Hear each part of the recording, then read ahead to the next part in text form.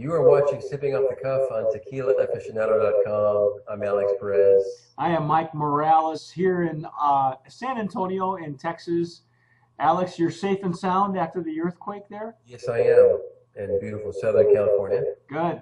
And no bottles were lost. No bottles were lost. No bottles were injured in this earthquake. Casualties. No casualties. No dead soldiers. Huh? So tonight it looks like we're doing the final of the trio of Dulce Vida. If you've been following the previous ones we were doing, we've looked at the Blanco.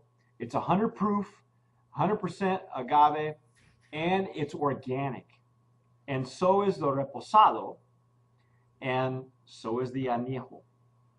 And as I was telling Alex, I have no standard. I have no bar for 100 proof tequila that's been aged. I don't know what I would do with it because I'm a sipper.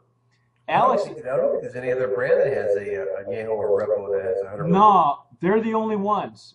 You and I tried overproof last year for the Brands of Promise. We had some great ones: Tapatio, Cabeza, Pura Vida, each with outstanding in their own right. But this is a brand new. This is a whole nother animal for me. This is almost like a mezcal to me, Alex. I think you should treat this like a mezcal, but that's my opinion. You know, you're the one in the cocktail world and the mixology world, and I'm, like I said, at a loss. But we poured the look at that. I still have bubbles. I poured this about 10 minutes ago. I still have 2 bubbles left. Look how they linger. So I've never seen bubbles linger in an aged tequila. Never. It's a deeper, richer color than the Reposado. Do they say, Alex, what their añejos are aged at?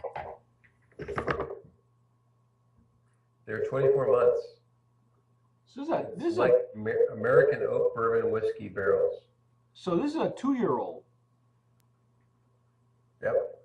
And they're obviously the used barrels because it's still not acquiring that really strong.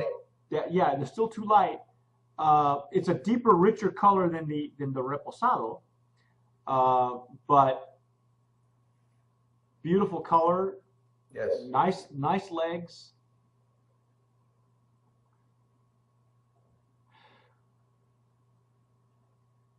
It's easier on the nose too. I'm not getting a whole lot on the nose.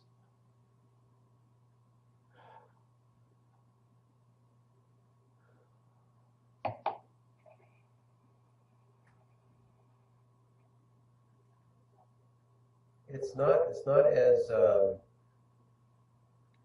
woody and as or bourbon-like as I thought it would be in the nose. It's not very aggressive either, like the Blanco and the Repo were.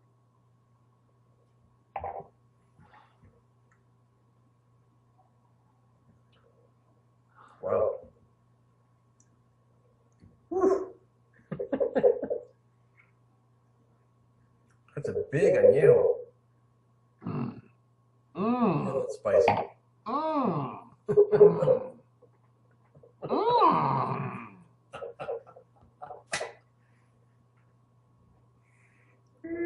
Holy cow, man!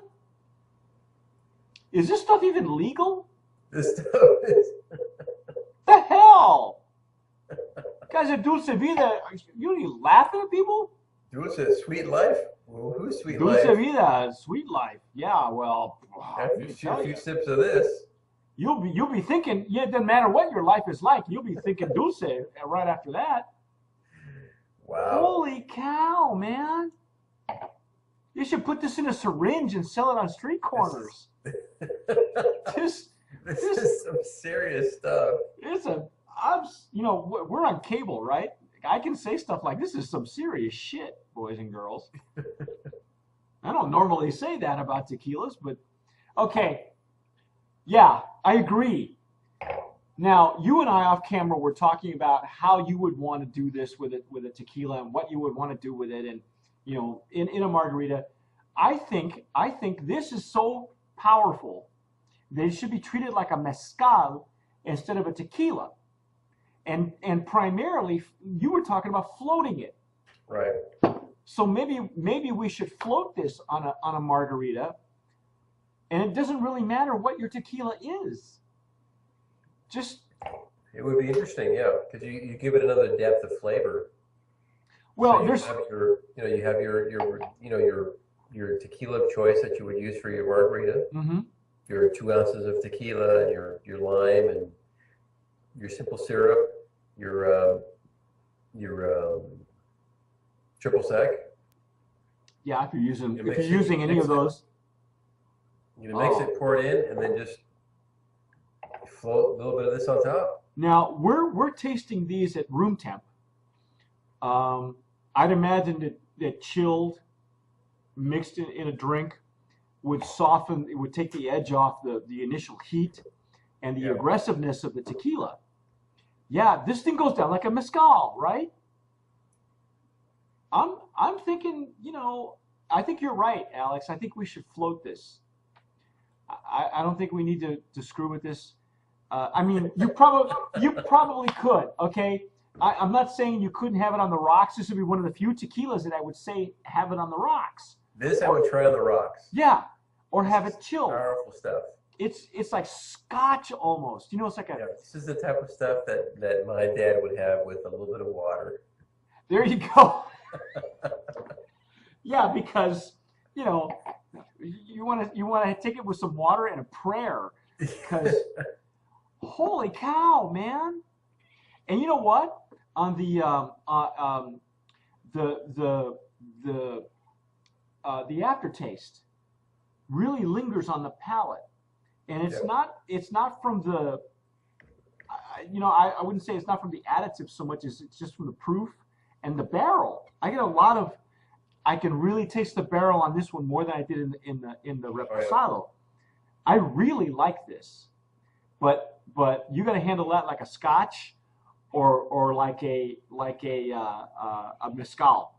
Yeah, it's a really big añejo. This whole line is big.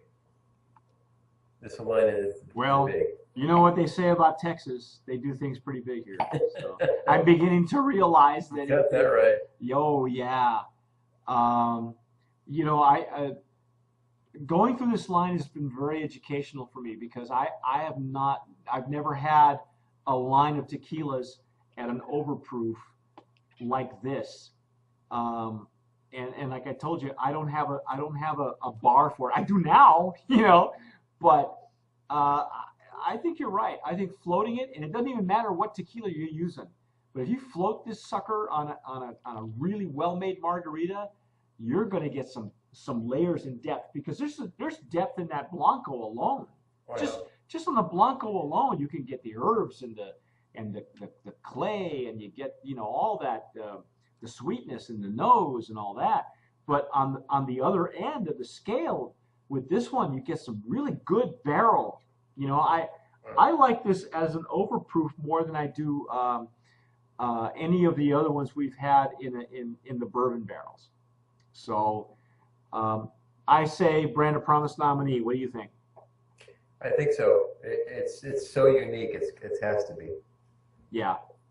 Yeah, I think so too. I think they got it in, like I say, in packaging, in overproof, and organic. I really, really like.